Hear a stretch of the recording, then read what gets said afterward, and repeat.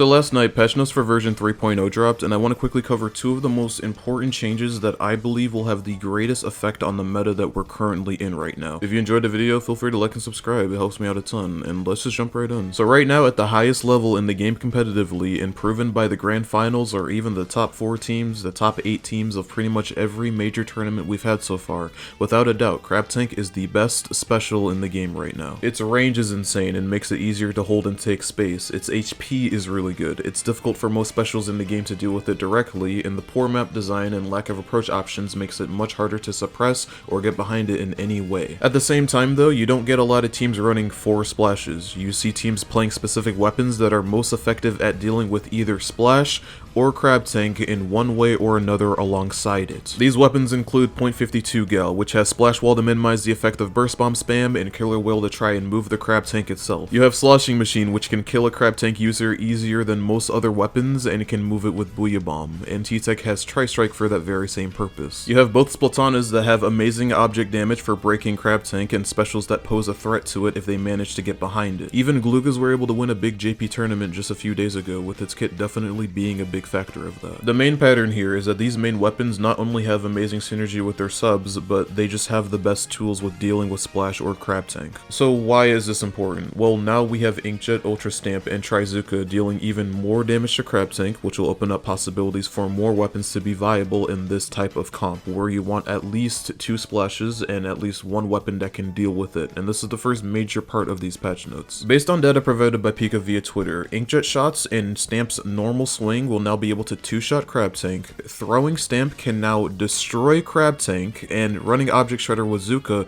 could potentially 1-shot Crab Tank. Just 1 shot, that's all it takes, which is insane. So which weapons benefit from this the most? Well, without a doubt, you have Rapid Deco, which just like Machine can kill the Crab Tank user much easier than other weapons, will have insane synergy with Torpedo, and will have Inkjet in order to deal with Crab. You have Splatana Wiper, which is already seen as one of the scariest upcoming main weapons in the game right now, and won a major tournament yesterday, can now use its hammer in more ways than one. You have Squeezer, which is a weapon that hasn't seen too much use lately, but has Splash Wall to suppress burst bombs and can actually afford wearing Object Shredder for its Trizuka to also deal with Crab Tank. Tri-Slosher has already seen some use in top level, mostly on Flounder because the main weapon is just so strong on that map and now has a better reason to use Inkjet. Also, its points per special got buffed, by the way. L3 Nozzle Nose players actually have Ultra Stamp to look forward to, and now its kit may not be as much as a burden as most people assumed it would be. Although the meta may still revolve around Crab Tank, because it wasn't nerfed directly, at the very least a few more weapons will be able to see some use. The other important part of these patch notes are potentially changes to the maps, and I'm glad the devs are addressing them because they're definitely one of the biggest flaws of this game right now. If maps improve, Crab Tank indirectly gets nerfed even more due to the lack of space they can claim at a time, with more approach options for certain weapons, thus increasing weapon variety. I also feel like Kraken as a special will often be used as a repositioning tool, and that maps like Flounder will be best for it due to its verticality and various approach and retreat options, so that's one special that could benefit from these changes. And furthermore, if the changes to the maps are drastically for the better, we can maybe start looking at tactical weapons, since the special heavily relies on maps being big enough for teams to be able to quickly pincer players at multiple different angles. Tri-Slosher Nouveau already has an insane kit if tactical ever becomes meta, and NZAP just got buffed to 180p. Now admittedly, I could be reaching with this because we don't even know what the maps look like yet. These changes were specified as changes in terrain and isn't the same under construction gimmick that was done for majorly changing maps in Splatoon 2, so they could just add a bunch of pillows and blocks and just call it a day. Funnily enough, Zones is debatably the best mode for Mahi Mahi and is the only ranked mode for that map that's actually being changed for some reason. At the very least though, it's pretty nice to see Nintendo looking at maps in the first place, since I feel like that's the healthiest way to deal with Crab Tank that not only indirectly nerfs it, but helps other weapons have much more of a chance in this game. I'm really crossing my fingers that these maps are somewhat more playable with this patch. Other than that, I think everything minimal was also okay. Big Swig dealing more damage to objects is actually really smart, since it's supposed to be a more supportive weapon, and now slightly expands its functionality even more by looking at how it's going to help the team rather than how it's going to secure a kill. They reduce the spammability of burst bombs by just under 10 frames, so playing against multiple splashes spamming it won't be as overwhelming anymore. They unfortunately didn't touch Brella except for a few bugs, so Brella players, sadly you guys are going to have to be a bit more patient, but hey, at least the next patch notes will come sooner than they usually do. But those are just my thoughts, so let me know what you guys think in the comments below. Also, I feel like I owe you guys an apology. It's no mystery I've been extremely inactive lately, and I'm sorry for not communicating that publicly at all. I'm now starting to see the value of how important communication is in general, and long story short, I've been trying to juggle college and trying to work at a new job, so I needed a long break in order to try and manage my time a little bit better. My progress is nowhere near perfect, but I'm definitely doing much better now, and we'll try and get some flow of content going one way or another that's much healthier for me. Thank you guys so much for over 2,000 subscribers and over 98,000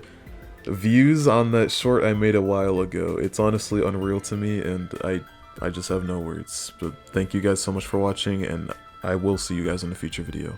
Peace.